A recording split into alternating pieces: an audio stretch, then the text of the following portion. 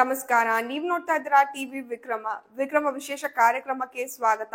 ನಾನು ಜೆಸಿಲ್ ಡಿಸೋಜ. ನೀವು ಇಲ್ಲಿ ತನಕ ಟಿವಿ ವಿಕ್ರಮವನ್ನ ಸಬ್ಸ್ಕ್ರೈಬ್ ಮಾಡದೇ ಇದ್ರೆ ತಕ್ಷಣ ಸಬ್ಸ್ಕ್ರೈಬ್ ಮಾಡಿ.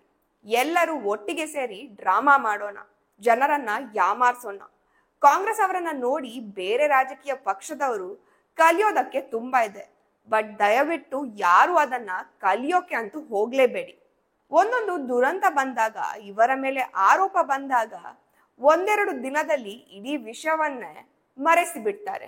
ಈಗ ನೋಡಿ, ಬೆಂಗಳೂರಿನ ಕಾಲ್ ತುಳಿತದ ವಿಷಯ ಡೈವರ್ಟ್ ಮಾಡುವ ಕೆಲಸ ಶುರುವಾಗಿದೆ. ಎಲ್ಲರೂ ಸಿದ್ದರಾಮಯ್ಯ ಮತ್ತು ಡಿಕೆಶಿ ಅವರಿಗೆ ಬೈಯೋಕೆ ಶುರು ಮಾಡ್ಕೊಂಡಿದ್ದಾರೆ.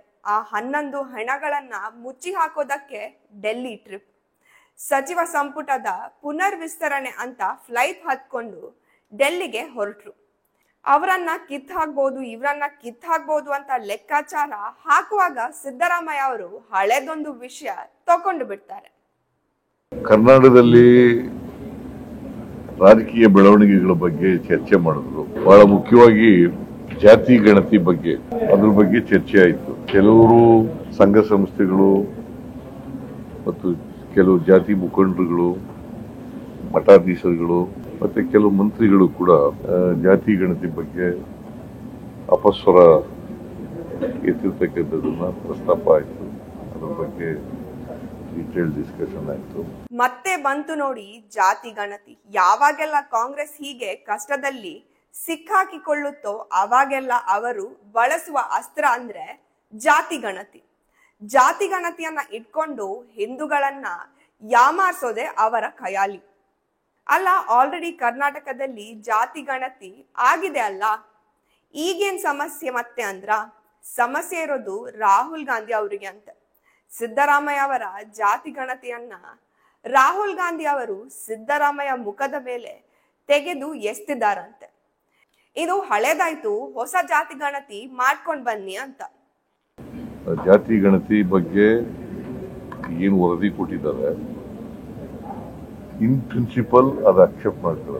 ಆಮೇಲೆ enumeration of the cost survey, ಅದನ್ನ ಬಿಕಾಸ್ ಅದು ಹಳೆಯದಾಗಿರೋದ್ರಿಂದ 2015-16 10 ವರ್ಷ ಆಗ್ಬಿಟ್ಟದೆ, 9-10 ವರ್ಷಗಳು. ಅದಕ್ಕೋಸ್ಕರ ಎನ್ಯುಮರೇಷನ್ ಆಗ್ಬೇಕು ಮತ್ತೆ ಹೊಸದಾಗಿ ಅಂತಕ್ಕಂಥದ್ದು ಅವರ ಅಭಿಪ್ರಾಯ. ಅದಕ್ಕೆ ನಾವು ಕೂಡ ಒಪ್ಕೊಂಡಿದ್ದೀವಿ. ರಾಹುಲ್ ಗಾಂಧಿ ಅವರೇ, ಮತ್ತೆ ಮತ್ತೆ ಮಾಡೋಕೆ ಇದೇನು ಉಪ್ಪಿಟ್ಟ ಕೇಸರಿ ಬಾತ್ ಅಂತ ಅನ್ಕೊಂಡಿದ್ದೀರಾ? ಜಾತಿ ಗಣತಿ, ಅದಕ್ಕೆ ಖರ್ಚು ಎಷ್ಟಾಗುತ್ತೆ, ಎಷ್ಟು ಶ್ರಮ ಪಡ್ಬೇಕು ಅನ್ನುವ ಮಿನಿಮಮ್ ಕಾಮನ್ ಸೆನ್ಸ್ ಏನಾದ್ರೂ ಇದೆಯಾ? ಇದೇ 10 ವರ್ಷದಿಂದ ಜಾತಿ ಗಣತಿ ಅಂತ ಬೊಬ್ಬೆ ಹಾಕಿಕೊಂಡು 150 ಕೋಟಿ ಖರ್ಚು ಮಾಡಿ ಸಿದ್ದರಾಮಯ್ಯ ಅವರು ಜನರಿಗೆ ಗೊತ್ತಾಗದ ಹಾಗೆ ಜಾತಿ ಗಣತಿಯನ್ನ ಮಾಡಿದ್ರು. ಈಗ ಅದನ್ನ ಹೈಕಮಾಂಡ್ ರಿಜೆಕ್ಟ್ ಮಾಡ್ಕೊಂಡಿದೆ. ಹೌದು, ನನ್ಗೆ ಒಂದು ಡೌಟ್, ಕರ್ನಾಟಕಕ್ಕೆ ಸಿಎಂ ರಾಹುಲ್ ಗಾಂಧಿ ಅವರ ಅಥವಾ ಸಿದ್ದರಾಮಯ್ಯ ಅವರ? ಅವರು ರಿಜೆಕ್ಟ್ ಮಾಡಿದ್ದು ಯಾಕಾಗಿ?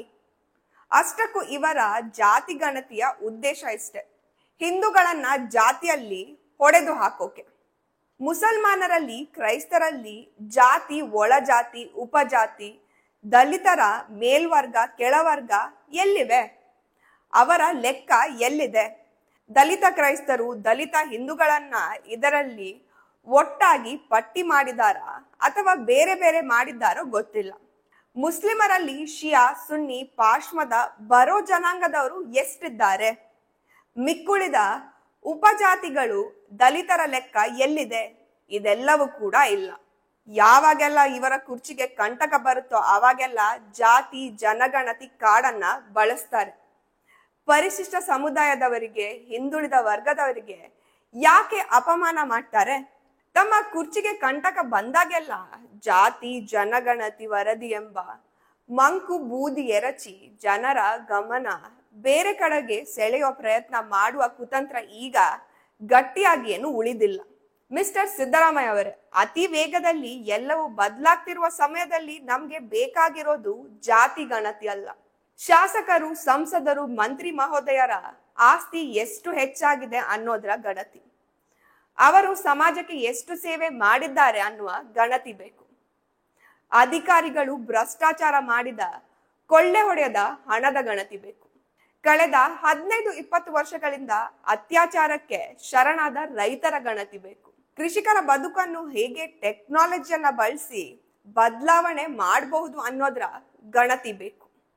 ಪ್ರತಿ ವರ್ಷ ಮುಚ್ಚಿರುವ ಸರ್ಕಾರಿ ಕನ್ನಡ ಶಾಲೆಗಳ ಗಣತಿ, ಹೇಗೆ ಕನ್ನಡ ಮಾಧ್ಯಮದಲ್ಲಿ ಓದಿದ ಮಕ್ಕಳು ಮುಂದಿನ ಭವಿಷ್ಯ ರೂಪಿಸಿಕೊಳ್ಬಹುದು ಅನ್ನೋದ್ರ ಗಣತಿ ಬೇಕು.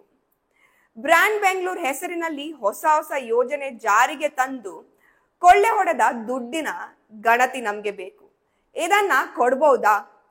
ತಾಕತ್ತಿದ್ರೆ ಇದರ ಗಣತಿ ಮಾಡಿ. ಸುಮ್ಮನೆ ದುಡ್ಡು ಹೊಡೆಯೋದಕ್ಕೆ, ವಿಷಯ ತಿರ್ಚೋದಕ್ಕೆ ಈ ಡ್ರಾಮಾಗಳೆಲ್ಲ ಬೇಡವೇ ಬೇಡ.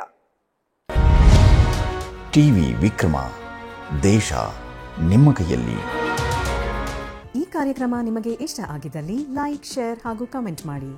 ಟಿವಿ ವಿಕ್ರಮದ ಕಾರ್ಯಕ್ರಮಗಳನ್ನು ನಿರಂತರವಾಗಿ ವೀಕ್ಷಿಸಲು ಸಬ್ಸ್ಕ್ರೈಬ್ ಮಾಡಿ, ಬೆಲ್ ಐಕನ್ ಒತ್ತಿ.